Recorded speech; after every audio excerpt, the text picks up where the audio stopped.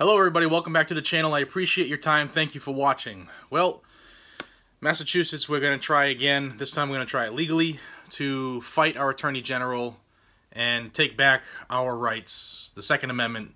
If you're not aware of what's going on in Massachusetts since July 20th, 2016, there's going to be a card up here that will bring you to my Massachusetts playlist.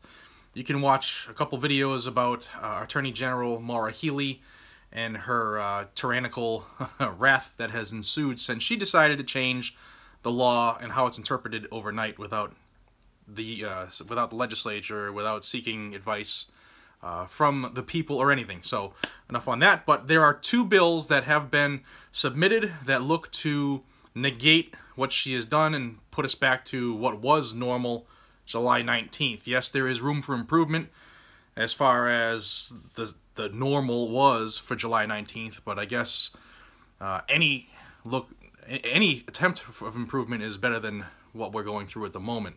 So I'm going to ask you to check into these bills, especially if you live in Massachusetts, and call these senators, the state senators and state reps. Let them know you're behind them. If you do not live in these two people's districts that I'm about to tell you, call your senator, call your state senator, call your state representative. Get them to back this, okay? And this is not just something that's fueled by Republicans. There are Democrats that are on this. I'll remind you, if you live in Massachusetts, about the paper, the letter that was sent to Healey that was signed by a ton of legislators on both sides of the aisle here in Massachusetts. So there are people who have a D after the name who can't stand this woman either. So the first one is Senate Docket 1157. I'm going to have a link in the description if I can find a printed copy of this this bill. I'm having a little difficulty at the moment, but if I can find it, it'll be down there for everybody to read. And what this is, first of all, this is filed by State Senator Don Hughes, who's out of the 2nd Hampden and Hampshire counties, or the districts, I'm sorry, 2nd Hampden and Hampshire districts. And this is looking to repeal the Attorney General's power to regulate firearms and repeal everything that she's done in that effort.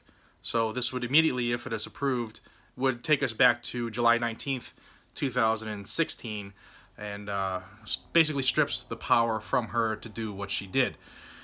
If you're not aware, in this state, our Attorney General has the ability to have the final say on firearms, which ones are sold, how they're sold, etc., because of the Commerce Clause and the BS that comes along with that. So, for instance, you may have heard you cannot buy a brand new Glock in this state at an FFL firearms dealer.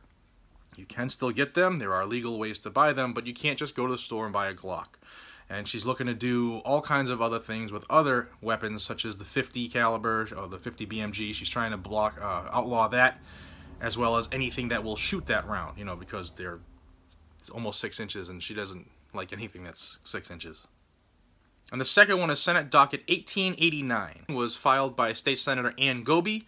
She's out of the Worcester, Hampden, Hampshire, and Middlesex district. And this one looks to eliminate the term copy from the statute that Maura Healey decided, this is the way I can just increase gun control and try to make Hillary love me. This is how she has overnight removed any AR, AK, or similar style copycat firearm or anything with a similar firing mechanism. So this is what's caused our chaos in the last 8 months now. And this bill filed by State Senator Goby looks to remove that word and just take all that BS that's happened since then away. Now, there are petitions in Massachusetts looking to accomplish similar means. Just like there are petitions to repeal the NFA, there are petitions to repeal the Hughes Amendment. Let me tell you something about petitions, okay? Now, this is just one humble man's opinion. However, remember, I have about 20 years in law enforcement and have been dealing with politics almost forever. Unfortunately, unless it's a petition where you need X amount of signatures to get your name on a ballot where you can run for, say, city council, town selectman, state senator, state rep, even governor, or if it's a petition to maybe get Jared's Law in front of the general council so that they can go up for a vote. those are really the only times a petition works, sadly. You know, the Hughes Amendment and the Repeal the NFA effect that everybody was trying, and I put it out as well, because you can make a statement if you have, you know, 600,000 people sign a piece of paper saying we're behind this. You know, especially if it's voting time or election time in that area, that has a lot of pull. But to have 100,000 people sign something and expect the White House to just repeal stuff, it doesn't really happen. It hasn't happened. If you've followed any of the petitions that have happened in the last 9 years now, because the White House petition thing was brought on by Obama, and it doesn't really do anything. The only way you can affect a change is to have a court case overturned by a judge, or to have a bill submitted and voted on, and hopefully have something passed that way. Now, does that mean petitions won't work? No. But in this case, there could be more drastic an effect, you know, reached because it is a bill. Now, these two bills are definitely going to come under some heavy resistance. This is Massachusetts. This is the People's Republic, where the liberals like to tell us how we can wake up and how we brush our teeth and where we put our left sock on first versus our right. They want to just tell us everything we can and can't do. Good luck. But this is a step in the right direction. There are a lot of people on both sides of the aisle, Republican and Democrat, who are pissed off with our Attorney General. And hopefully we can get them to put their names behind the yay or nay, hopefully the yay, and get these bills passed into law. We do have a Republican governor on paper. Charlie Baker has been tactful with the way he handles things. Obviously, he doesn't want to be a one-and-done governor, but he hasn't done anything to stop this bullshit, so I don't know about his future here. So I ask you to please, if you're a resident, a legal resident of Massachusetts, call your state reps, call your state senators, get them to jump behind these two bills. Specifically, say the bill number, and you want them to back it. Specifically ask if they have any intention to back it or not, and if they can't be sure, ask when you can call back to find out what decision they've made. This is how you hold your representatives responsible and accountable. You have to ask those things, all right?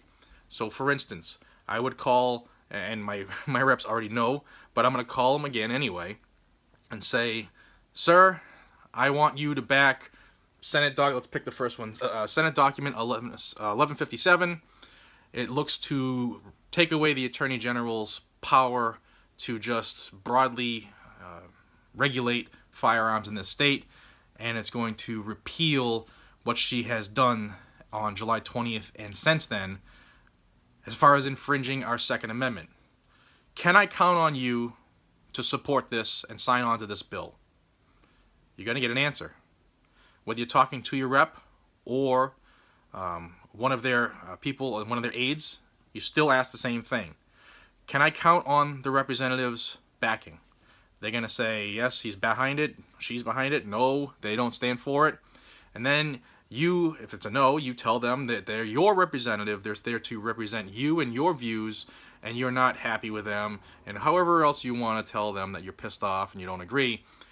But if they say I don't know, then you specifically ask, when can I call back and find out the answer? This lets them know that you know what you're talking about, you know how to deal with the process, and you're not going to let them off the hook. Very key, guys and gals, very key. So Massachusetts, we have two opportunities in front of us to help right the sinking ship and go back to the day before Maura Healey decided she was going to try to make a shot at a national office. Okay? Please do it. This is Jared from Guns and Gadgets. I appreciate your time. Until we see each other again, be safe, stay vigilant, carry a weapon. Take care.